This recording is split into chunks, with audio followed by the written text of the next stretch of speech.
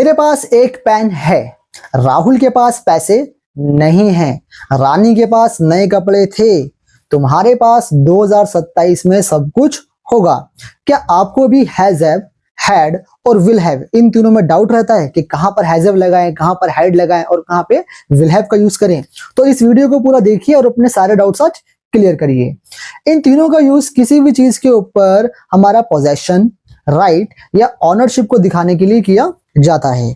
For example अगर हम present में बात करेंगे तो मैं बोलूंगा मेरे पास एक पेन है, सो आई हैव ए पेन।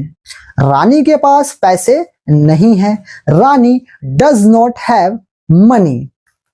ठीक है, जब भी हम प्रेजेंट के अंदर बात करेंगे तो हैज हैव का यूज होगा।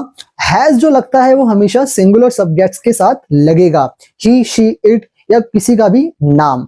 हैव लगेगा प्लूरल सब्जेक्ट्स के साथ, आई, वी, यू, दे, आई को भी इसी ग्रुप में शामिल किया जाता है, याद रखिएगा। जब हम नेगेटिव में इनके सेंटेंसेस बनाएंगे तो इनके साथ हेल्पिंग वर्ब डू और डज का भी यूज किया जाएगा। फॉर एग्जाम्पल मेरे पास पैसे नहीं हैं, so I do not have money. Rahul के पास पैसे नहीं हैं, Rahul does not have money. मेरे पास घर नहीं है, I do not have house. Rani के पास नए कपड़े नहीं हैं, Rani does not have new clothes.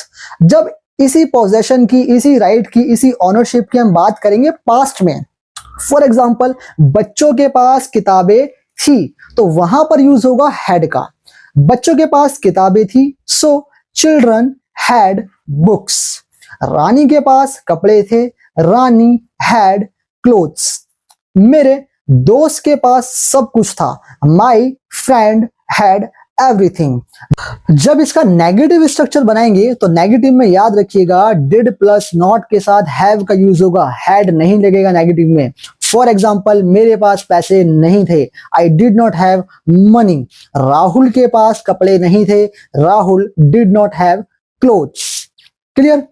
इसी चीज की जब हम फ्यूचर में बात करेंगे, कोई चीज हमारे पास होगी या नहीं होगी, तो वहां पे विल हैव का यूज होता है। फॉर एग्जांपल 2027 में समीर के पास सब कुछ होगा।